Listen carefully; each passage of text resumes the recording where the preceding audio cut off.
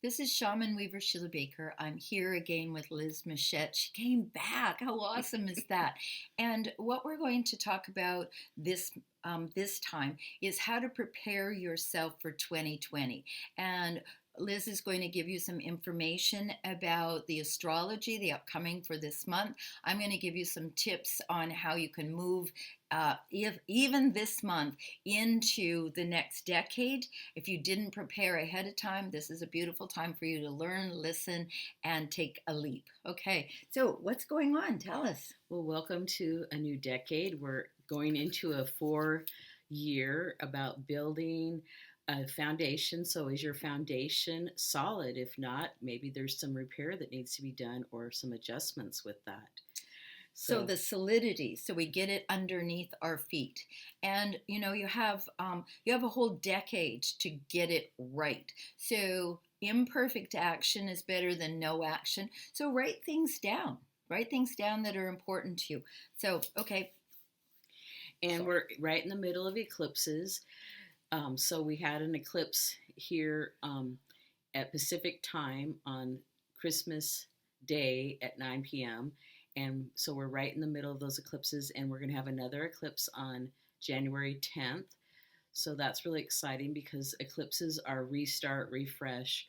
So it's a really good time to look at what you've been doing. Is it working? Do you want to make changes? Because there's a lot of new changes coming for everybody. So maybe finish up some of those projects so you can make room for those new projects that you want to work on or your new idea. And here's an idea. If it doesn't serve you, there's no point in taking it with you, okay?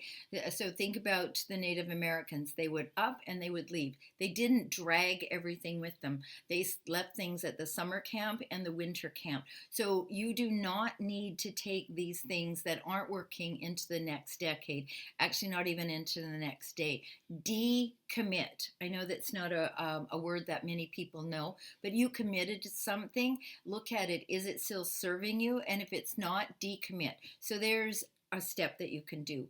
Review and recommit or decommit.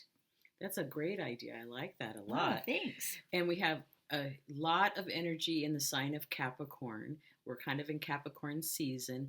So it's about responsibility.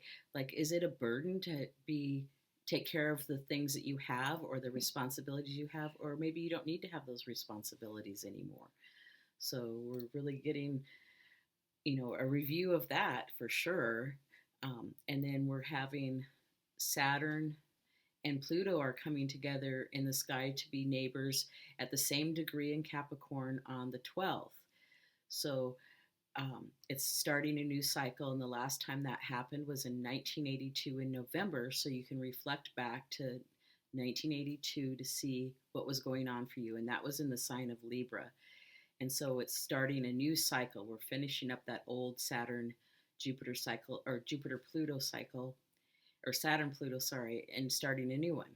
So Saturn is about the authority. It's about, and you know what I've always said about being an authority in your own life is write it out. Write your intentions for this upcoming decade, and then live into those. The only people who become authorities are people like us who write books.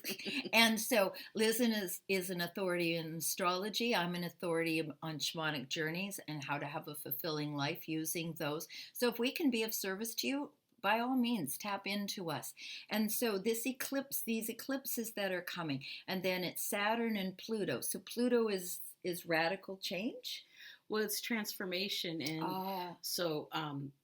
and it's like bringing things to the surface to be worked on. So if you've been trying to push things down, they might just bubble to the surface and really call your attention to work on whatever that issue is, or just let it go. Maybe it's like, yes, it happened. You can remember it happened, but does it have that spark that maybe it had when it happened? Maybe not. So perhaps doing some self-work, but then work on your life of what you want for the next 10 years. So I had a mentor once who told me that every day is a brand new clean slate. You do not need to take all of that stuff from yesterday or the last decade into today or the upcoming decade. Write it down, burn it, bury it, and be done. That's a great idea. I like that, Sheila. Fantastic. And we start the month with the moon in Pisces, so that's about compassion for self and others. Um, are you being compassionate to yourself as much as you are others? It's usually a lot easier to be compassionate towards others, but be Ain't loving and that the compassionate truth? towards yourself also. And And by all means, when you start finding fault in someone else, it's usually because there's a resonance in here. And then, we pick a way out there, but actually stop for a moment. When something bothers you, take a breath and go, ooh, the only reason I'm recognizing that is it's somewhere in here. Otherwise, I wouldn't even notice. mhm. No?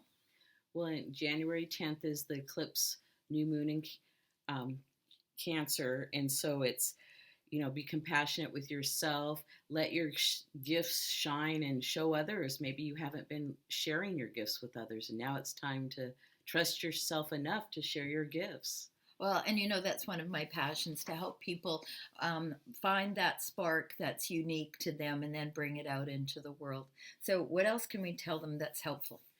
Well, we have the Aquarius new moon on January 24th, and that'll be Chinese New Year also. Wow, that's powerful. Yes, and Aquarius is ruled by the planet Uranus, which is the unexpected changes.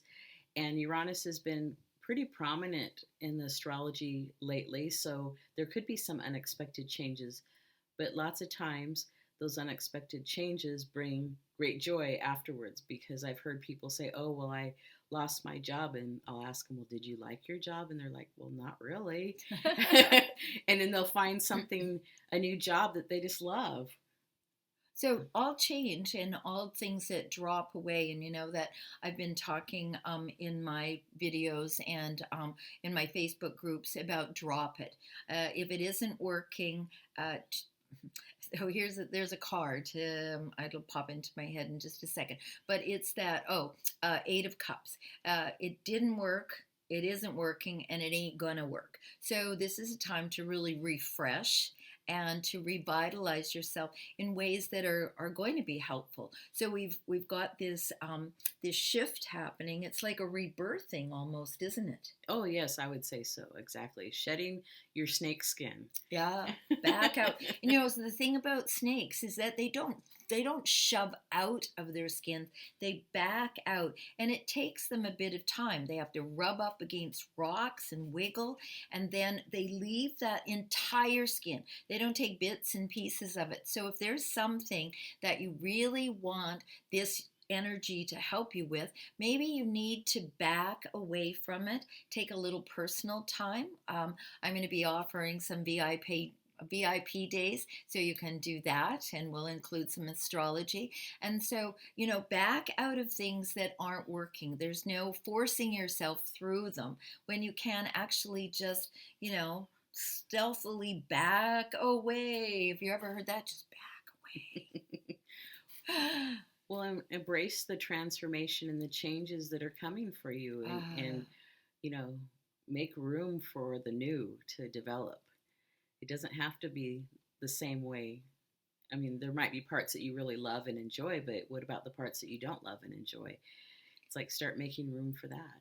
So I see this as an opportunity to kind of use a sifter for everything that you've got, and then just shake it, see what falls through, and then go, oh, do I keep this or do I keep this? And you're at decision point then. You can recommit to the things you're keeping and then decommit to the things that sift away.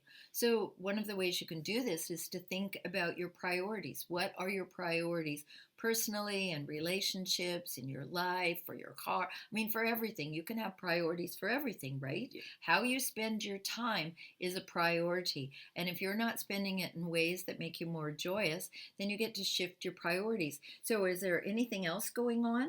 Well, in a 4-year, we may have a lot of work to do, but still schedule some fun time and free time. I think that'll be really important. Self-care is really important. If we don't take care of ourselves, who will? It's like our car might get 350 miles on a tank of gas, and we don't require the car to go 400 miles because we'll be on the side of the road.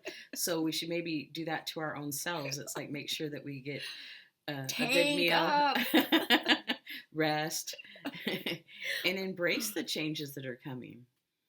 So a way to do that is to really do some inner visioning, and there's a webinar coming up January the 7th, and I'm going to do it again on January the 8th.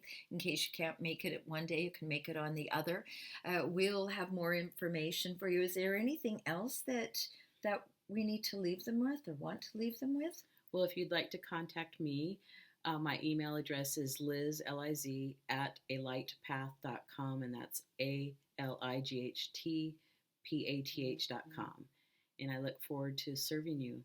That's awesome. So look for more from us, and if we think about something in the middle of the month, we'll keep you posted. Bliss, everybody. See you next month. Bye.